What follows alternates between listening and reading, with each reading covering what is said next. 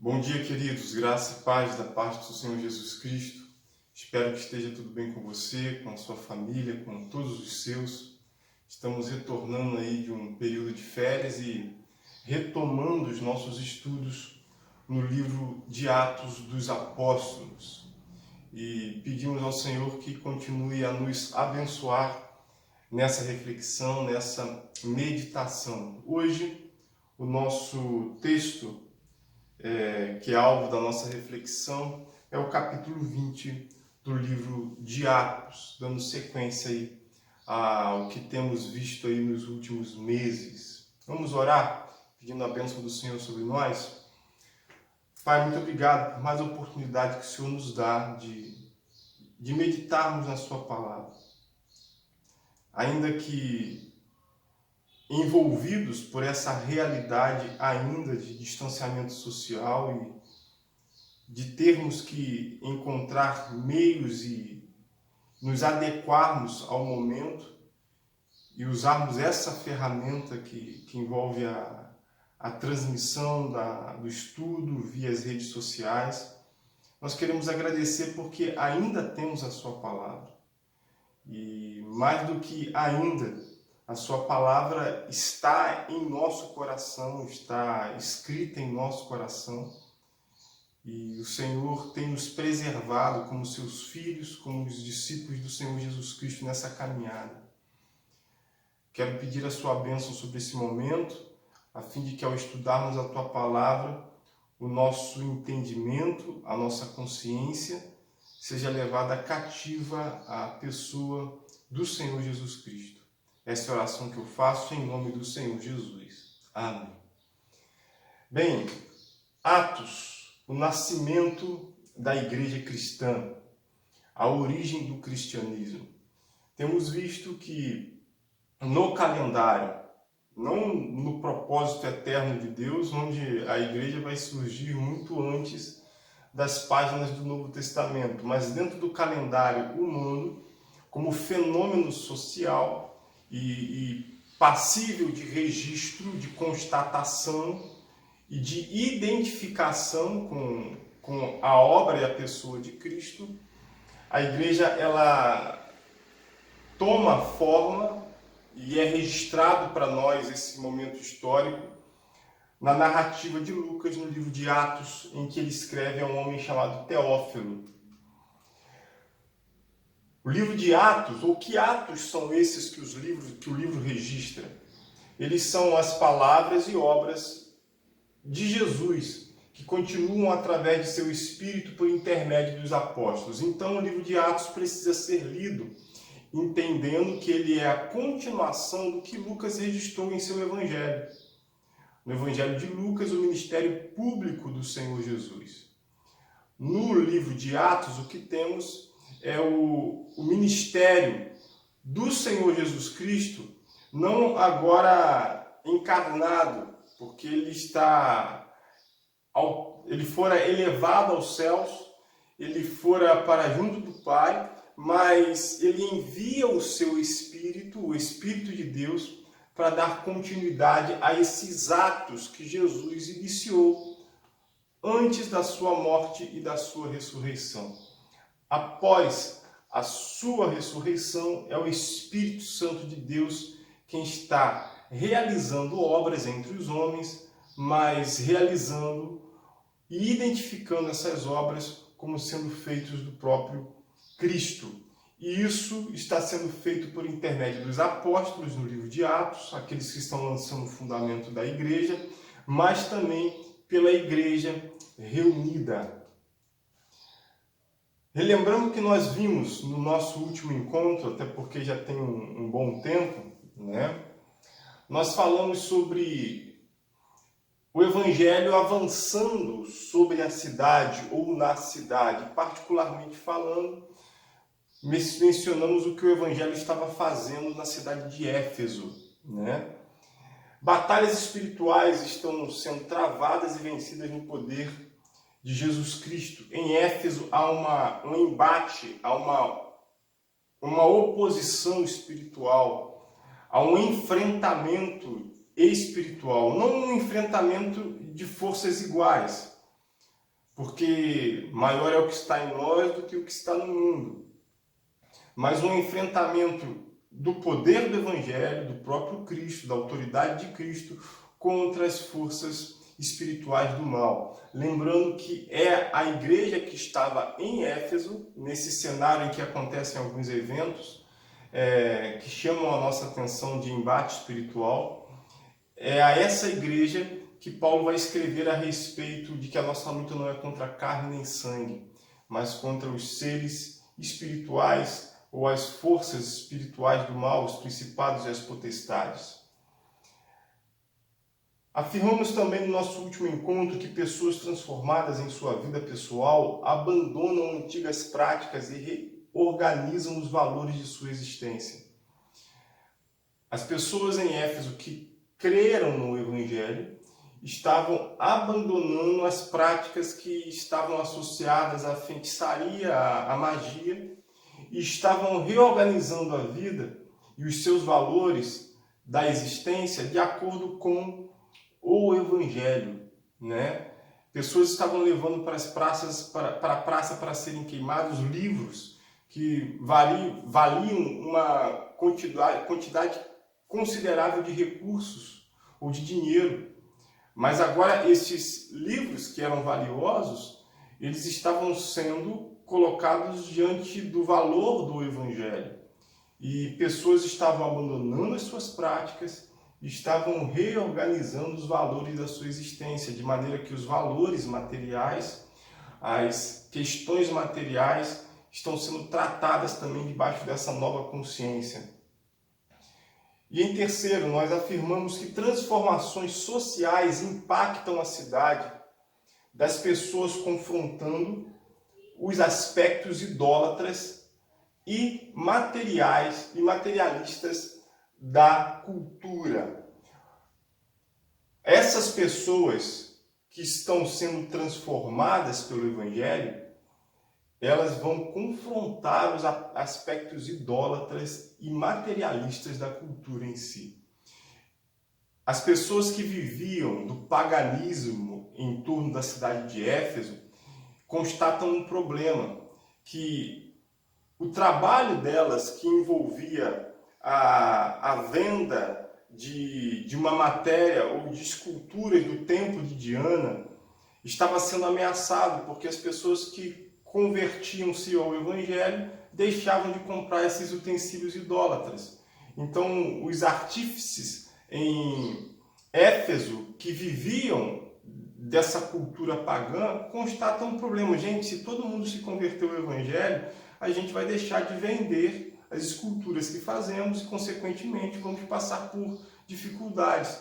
Então, nós vamos ver o Evangelho que transforma pessoas e muda hábitos, confrontando aspectos idólatras, materialistas da cultura em si.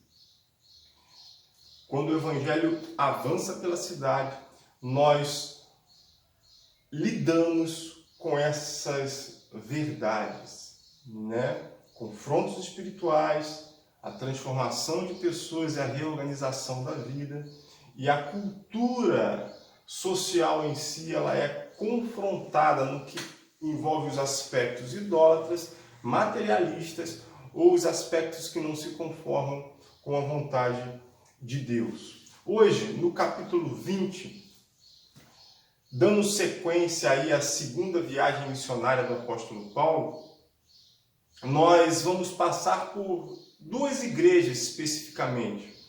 Uma igreja situada em Troade, e nós vamos passar pelo encontro de Paulo com os presbíteros de Éfeso, né? Novamente, um encontro que envolve uma despedida.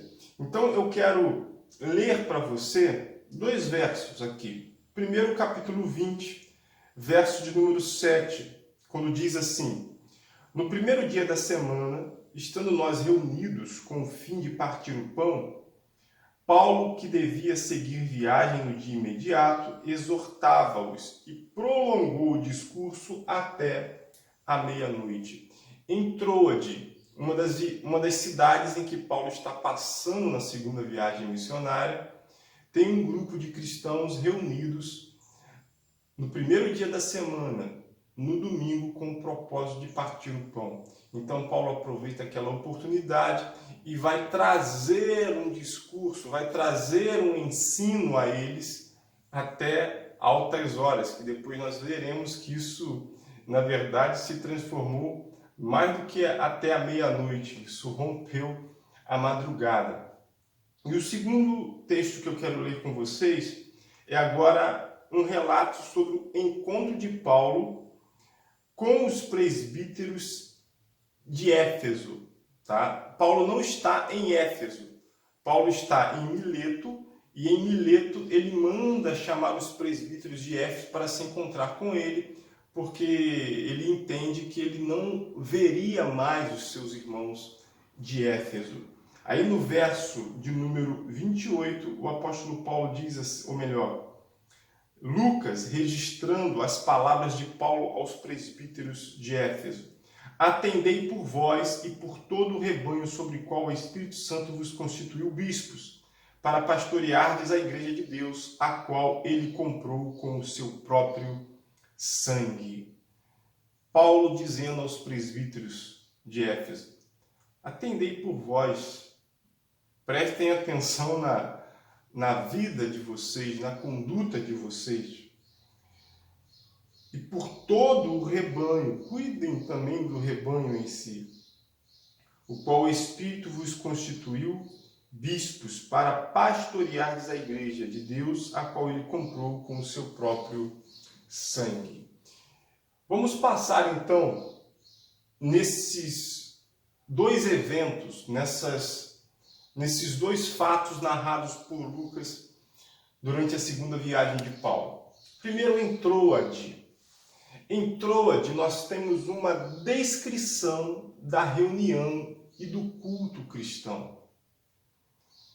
Na cidade de Troade, nós temos uma narrativa que permite a gente, nos dias de hoje, perceber a dinâmica de uma reunião da igreja naquele tempo. Ainda que no livro de Atos já aconteceram registros que envolvessem a igreja em Jerusalém, sobre a dinâmica da igreja em si, e sobre alguns eventos que aconteciam em algumas reuniões específicas. Contudo, aqui no capítulo 20 de Atos, é o primeiro registro em que se existem detalhes a respeito do que acontece no programa do encontro, da reunião, do culto cristão, de maneira mais detalhada. O que acontece, ou qual é a dinâmica dessa reunião e desse culto cristão? Primeiro, o texto nos leva a considerar o dia da reunião, no primeiro dia da semana. Que primeiro dia era esse? O primeiro dia era o domingo, tá? Então a gente está vendo a igreja em seus primeiros anos, em seus primeiros momentos de existência, dentro da perspectiva humana de calendário, claro, a igreja reunindo-se num dia de domingo. Esse é o primeiro registro que nós temos no Novo Testamento que nos leva a considerar que o dia de domingo ele passa a ser tratado pela igreja como o dia de uma reunião, de um encontro específico e proposital, que tem a ver com o partir do pão. Mas vamos chegar lá ainda. Vamos chegar lá daqui a pouco. Por que a igreja está se reunindo no domingo e não no sábado? Por que a igreja está se reunindo no domingo e não na segunda? O domingo é o dia em que o Senhor Jesus Cristo ressuscitou dos mortos. O domingo é o dia da anunciação da ressurreição de Cristo. De maneira que nós vamos perceber no Novo Testamento, aqui nessa passagem, e também em outros textos do apóstolo Paulo e também do apóstolo João, que este dia passa a ser considerado o dia do Senhor. O dia que o Senhor ressuscitou. O dia em que nós fomos adentrados pela obra de Cristo a uma nova realidade. Então, na descrição da reunião e do culto cristão na cidade de Troade, nós temos uma igreja reunindo-se no dia de domingo. E esse dia de domingo está atrelado ao entendimento de que ele marca um novo tempo devido ao fato de ser o dia da ressurreição do Senhor Jesus. No verso de número 11, ou melhor, no verso de número 7 ainda, nós vamos encontrar um outro elemento importante dessa descrição: o partir do pão. Com que propósito a igreja estava reunida no dia de domingo? Com que propósito? Com o propósito de partir o pão. Aí o verso 7, ele diz isso para nós, e depois o verso 11 também. Subindo de novo, partiu o pão. Por que de novo? Porque aconteceu um evento nessa reunião em que se tinha um jovem assentado na janela que pegou no sono e caiu. E quando caiu foi dado como morto. A igreja então fica impactada e vai descer para acudir o jovem. E quando chegam lá, o apóstolo Paulo então ele vai ressuscitar aquele jovem chamado Eutico. Aí quando eles ressuscitam o jovem chamado Eutico, a reunião não terminou. Eu costumo dizer que o momento da ressurreição de Eutico pode ser visto por algum como o momento ápice da reunião. Não, Deus interviu entre nós e ressuscitou alguém que foi morto. Então vamos acabar a reunião por aqui no momento ápice dela. Contudo, quando o jovem é ressuscitado, eles vão voltar para o recinto onde estavam, porque o pão ainda não fora partido. Este era o propósito central da reunião. Pode ressuscitar um morto, mas se o pão não foi partido, a reunião não cumpriu o seu propósito. Isso tem a ver com a centralidade da obra de Cristo na reunião e no culto cristão, tá? E mais, aqui neste relato da passagem de Paulo em Troade, nós entendemos e encontramos uma reunião que acontece no domingo, com o propósito de partir o pão. Um homem ou uma pessoa morreu e foi ressuscitada, mas como o pão ainda não foi partido, a reunião não pode ser dada como acabada, porque para isso foi que a igreja se reuniu. Mas nós temos também nessa descrição o relato de que existia uma preocupação com o ensino. Porque Paulo, estando presente ali, como ele iria viajar no dia seguinte, ele prolongou o discurso até a meia-noite, é o que diz para a gente o verso de número 7. Como Paulo prolongou o discurso até a meia-noite, um jovem chamado Eutico estava sentado na janela.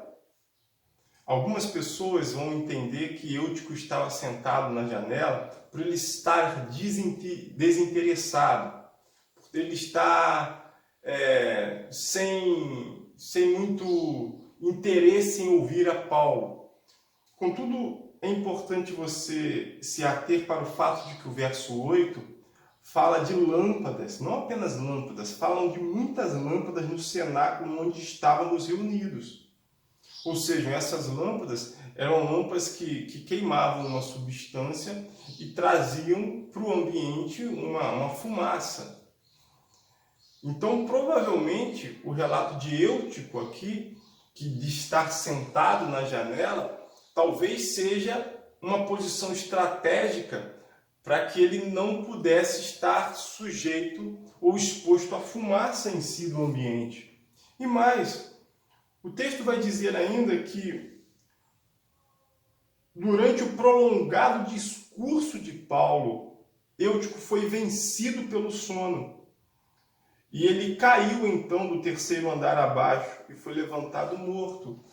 Eutico foi vencido pelo sono, que dá o entendimento de que ele lutava com o sono que estava chegando. E o discurso de Paulo era prolongado demais. Não é que era chato. A questão é que era muito longo. Era um dia típico.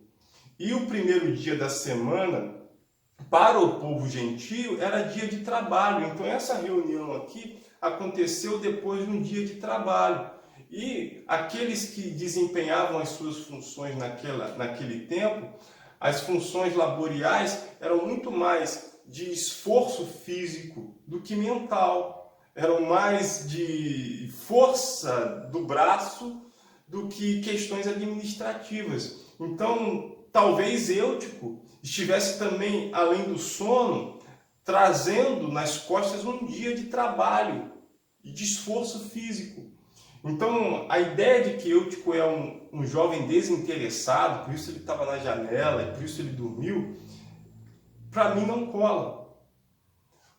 O que o texto está querendo dizer é que a igreja estava fazendo de tudo para que naquele domingo que era reservado para o partir do pão, eles também aproveitassem a presença do apóstolo Paulo e recebessem do seu ensino, ainda que este ensino se prolongasse até a meia-noite. Aí o Eutico, coitado, caiu morto. Aí o Paulo foi lá e ressuscitou o menino. Aí acabou a reunião? Não, vamos partir o pão. Quando partiu o pão, o verso número 11 diz assim: e ainda lhes falou largamente até o romper da alva. Ou seja, Paulo adentrou a madrugada dentro, falando e transmitindo ensino àquela igreja. Um culto bem longo, mas um culto que está acontecendo em um dia que tem um simbolismo, que carrega também uma regularidade, uma disciplina do tempo, do calendário. Um culto, uma reunião que está acontecendo com o propósito de partir o pão. Ah, Paulo está presente lá. Não, tudo bem, Paulo está presente, pode até falar, mas o propósito da reunião é partir o pão. O centro da reunião é a obra de Cristo.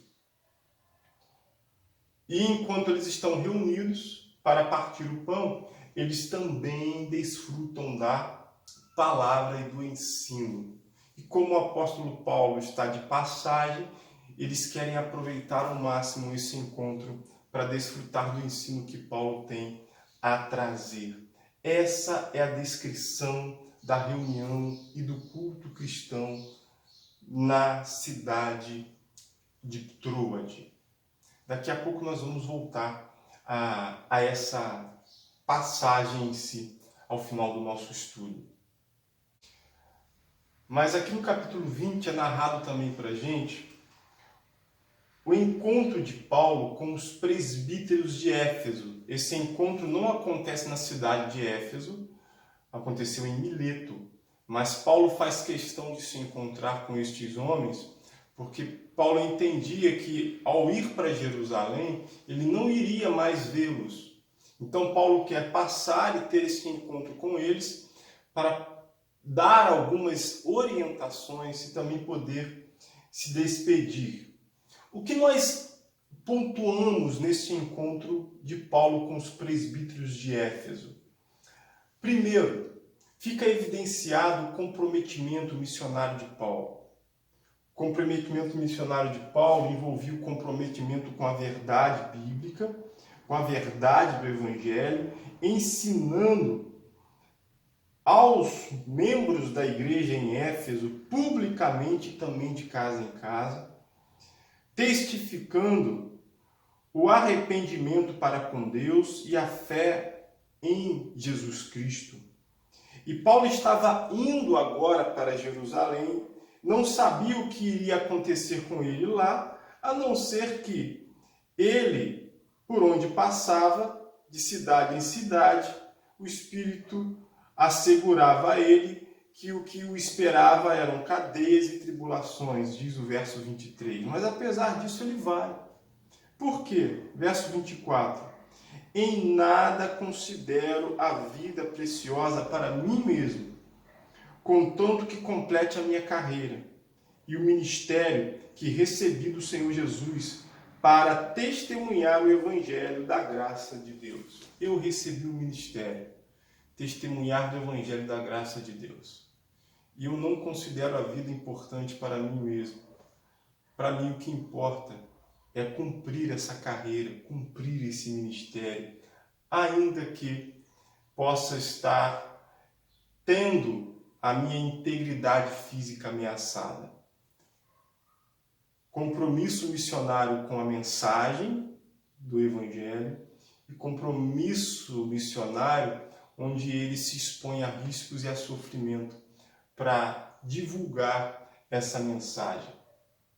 Segunda coisa que pontuamos nesse encontro de Paulo com os presbíteros de Éfeso, a importância da liderança leiga para a saúde da igreja.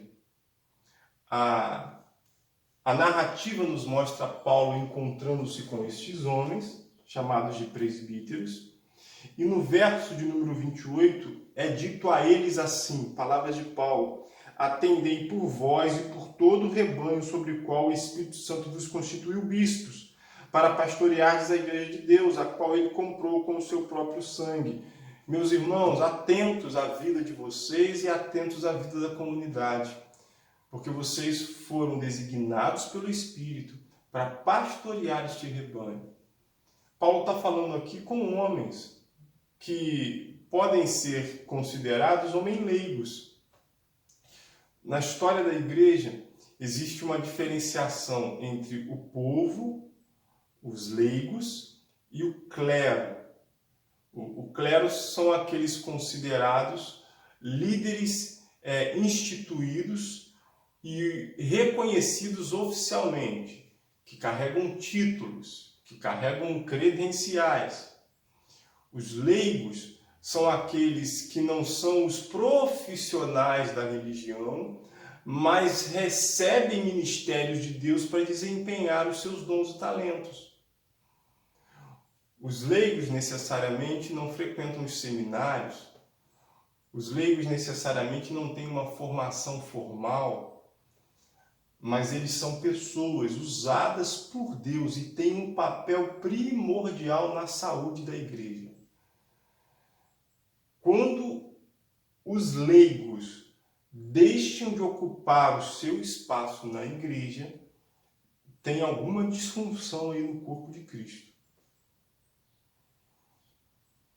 Nas páginas do Novo Testamento, nós vemos homens, mulheres desempenhando ministérios, desempenhando dons, exercendo seus talentos e cooperando com a saúde da igreja. Na história da igreja, quando a gente olha para alguns eventos e para alguns fatos que envolveram o impacto da igreja na sociedade, geralmente esse elemento do ministério leigo está presente. Pessoas comuns que estavam sendo usadas por Deus para a edificação da igreja e a expansão do Evangelho. Fica evidenciado nesse encontro com os presbíteros de Éfeso também o pertencimento e a supervisão da igreja. A quem pertence isso? Paulo está dizendo aos presbíteros: atentai por vós e também por todo o rebanho. Mas olha só o que ele vai dizer: sobre o qual o Espírito Santo vos constituiu bispos, para pastoreardes a igreja de Deus. A igreja é de Deus, a igreja não é dos presbíteros. A igreja não é dos bispos, a quem Paulo também chama de presbíteros. Olha, o Espírito Santo designou vocês para pastorear um rebanho que não é de vocês, é de Deus. E ele comprou este rebanho com o seu próprio sangue. Aqui, os intérpretes eles vão identificar uma descrição que nos arremete a uma formulação trinitária. O Espírito Santo designou os presbíteros para pastorear o rebanho que é de Deus e que foi comprado com o sangue. No caso, há uma referência aqui que Deus comprou com o seu próprio sangue, mas olhando para um contexto maior do Novo Testamento, a gente entende que é o sangue do seu próprio Filho. O Pai, o dono da igreja, o Espírito, aquele que designa líderes para pastorear a igreja, e o Filho, aquele que deu o seu sangue para que este povo fosse povo de Deus. E em última instância, a quem pertence a supervisão da igreja não é a mim, como também um presbítero que sou, não é aos demais presbíteros, mas a supervisão da igreja, em última instância, está nas mãos daquele a quem ela pertence. Porque é ele quem está designando pelo seu Espírito aqueles que vão exercer a liderança. Outro destaque a fazer desse encontro de Paulo com os presbíteros na igreja, com os presbíteros de Éfeso. Atenção para com as ameaças externas e internas à vida da igreja. Paulo vai dizer no verso de número 29, olha, depois da minha partida, entre vós penetrarão lobos vorazes. Depois que eu sair, eu não vou voltar mais para ver vocês. Então vai chegar gente penetrando, entrando e trazendo tumulto. Tomem cuidado. Mas só que no verso seguinte, Paulo ainda vai dizer assim, e que dentre vós mesmos se levantarão homens falando coisas pervertidas. Ou seja, vai ter gente vindo de fora e vai ter gente no meio de vocês levantando-se e falando coisas pervertidas, arrastando os discípulos atrás deles. Então Paulo orienta os presbíteros para com duas ameaças, as externas e as internas da vida da igreja. Próximo. Nesse encontro de Paulo com os presbíteros de Éfeso, nós vamos ver que Paulo os orienta com respeito ao exercício da generosidade. E Paulo se coloca como sendo um exemplo a ser seguido. Porque no verso de número 33, Paulo diz assim, de ninguém cobicei prata, nem ouro, nem vestes. Eu não usei da minha posição como um líder da igreja para cobiçar e para tirar de alguém aquilo que pertencia a ele. E mais, vós mesmos sabeis que estas mãos serviram para o que me era necessário a mim e os que estavam comigo. Ou seja, Paulo vai dizer, olha, eu trabalhei para não ser pesado para vocês. A gente já passou por essa questão aqui, quando Paulo passa por Tessalônica, ou quando Paulo ele está vivendo um tempo em que ele não quer ser empecilho para os crentes de Corinto, da cidade de Corinto. Ele trabalha, mas depois que chega pessoas com ofertas e que dá para ele uma estrutura para que ele possa viver de maneira integral a pregação do Evangelho, ele faz isso. Mas ele está querendo deixar claro aos presbíteros de Éfeso para que a posição deles como líderes da igreja não os levasse à ganância.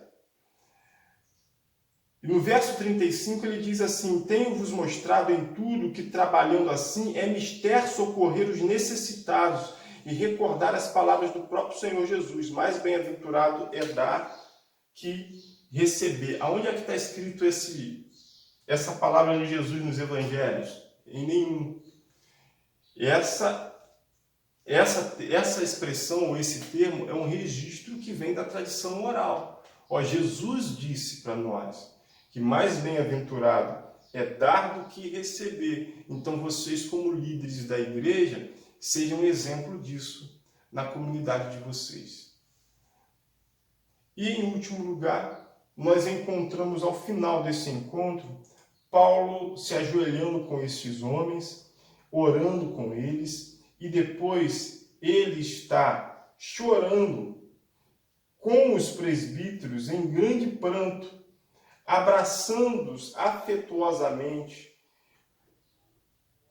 Os presbíteros choravam e beijavam a Paulo, entristecidos especialmente pela palavra que ele dissera, que não mais veriam o seu rosto, e acompanharam até o navio. Então a gente vê que nesse encontro há uma valorização dos laços fraternais. Não se trata de uma relação fria entre líder, o apóstolo, e os liderados, os presbíteros. Não. É uma relação afetuosa. Não é uma relação puramente religiosa. O que o Evangelho faz com a gente é estreitar os nossos laços e considerar a nossa irmandade, a nossa comunhão cristã naquilo que envolve o nosso relacionamento com os nossos irmãos em Cristo. Este é o relato do encontro de Paulo com os presbíteros de Éfeso.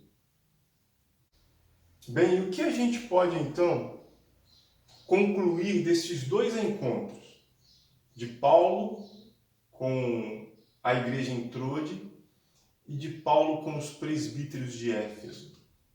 A gente pode dividir esses dois encontros em dois termos, em dois temas. Primeiro, aquilo que envolve a reunião e o culto cristão. E segundo, aquilo que envolve a liderança cristã.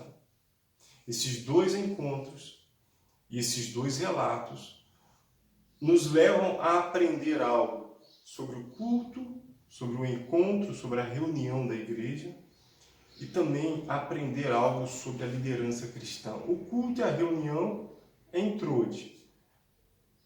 A liderança é o encontro de Paulo com os presbíteros em Éfeso. Então, concluindo, o que aprendemos? Primeiro, aprendemos que a igreja deve prezar pela centralidade de Cristo em seus encontros. Domingo, por que domingo? Porque foi o dia que o Senhor ressuscitou. O que a gente vai fazer? Nós vamos partir o pão. Esse é o propósito do encontro. Mas enquanto a gente estiver reunido, a gente também vai conversar sobre a palavra do Evangelho e aprender sobre o Evangelho. E se temos a presença de um homem que tem um dom dado pelo Espírito Santo e que carrega em si um conteúdo considerável, então vamos potencializar o nosso aprendizado e vamos ficar até a meia-noite e, se for o caso, a gente rompe o dia. É claro que isso é uma exceção, não eram todas as reuniões que aconteciam, essa dinâmica de ir até a meia-noite. É o dia em que eles poderiam potencializar o aprendizado da palavra com o apóstolo Paulo.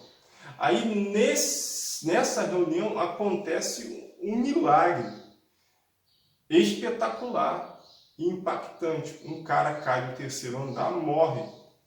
E nessa reunião, Paulo vai e ressuscita o rapaz no poder de Jesus. Que tremendo! É o ápice da reunião. A gente pode terminar essa reunião ali embaixo mesmo, onde o rapaz caiu, agora com ele em pé, mãos dadas, agradecendo a Deus e vamos cada um para sua casa. Não, a gente ainda não partiu o pão. Mas o morto ressuscitou. Não tem problema, a gente ainda não partiu o pão. E a centralidade da reunião da igreja envolve a obra de Cristo, em lembrança daquilo que ele fez por nós. Em gratidão, eucaristia, ações de graças por aquilo que ele fez por nós. O centro da reunião é a obra de Cristo. O sacramento é celebrado e a palavra é anunciada, dando sentido ao sacramento e trazendo exortação, admoestação e consolo aos cristãos.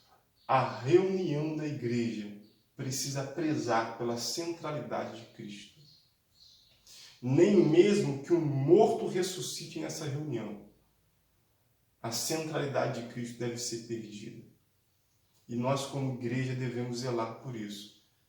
Em nossos encontros para a oração, em nossos encontros para o estudo da palavra, em nossas escolas dominicais, em nossos cultos de domingo à noite, em nossas reuniões nos lares, o centro é Cristo e sua obra.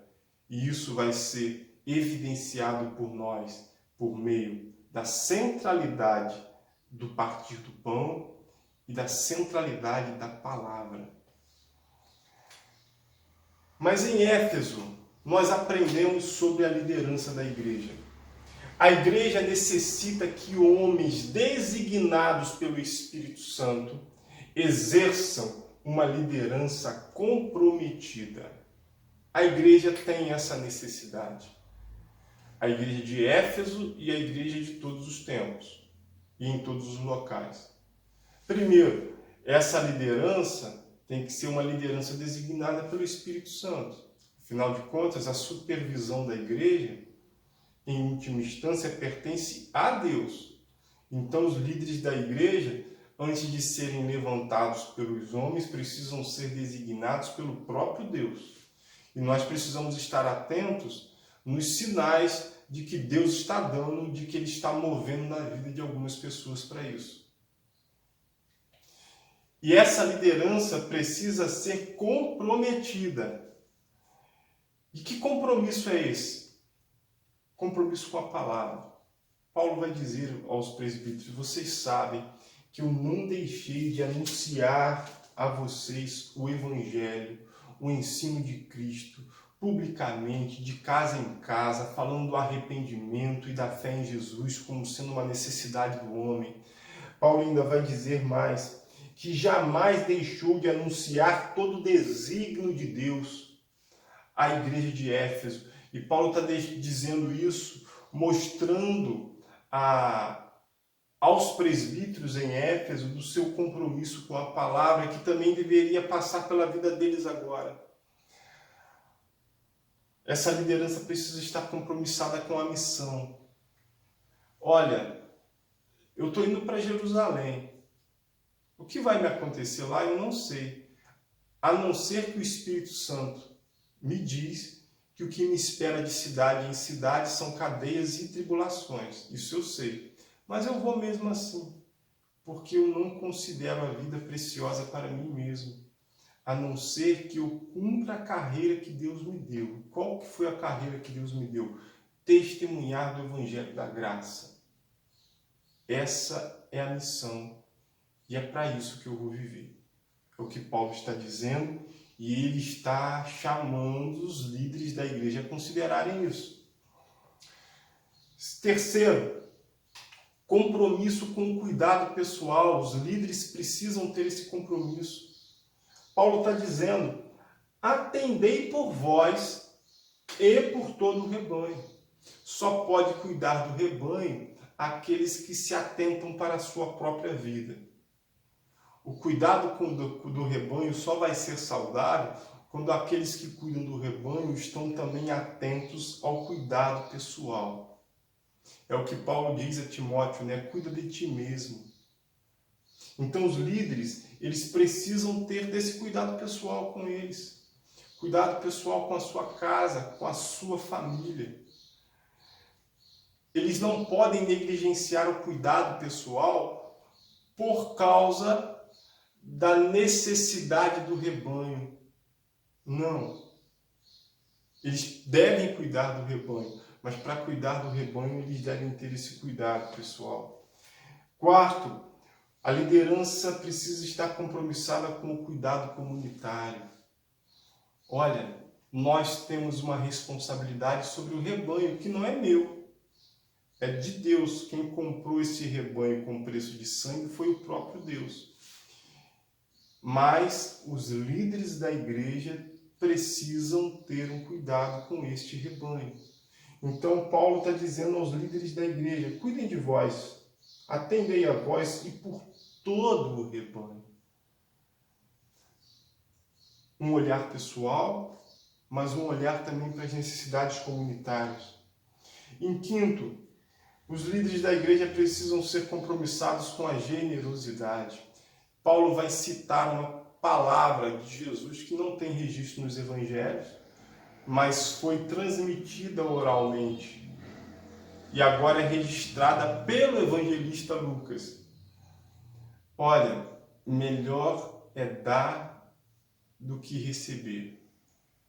Então vocês, líderes da igreja, sejam um exemplo de generosidade para aqueles a quem vocês estão servindo.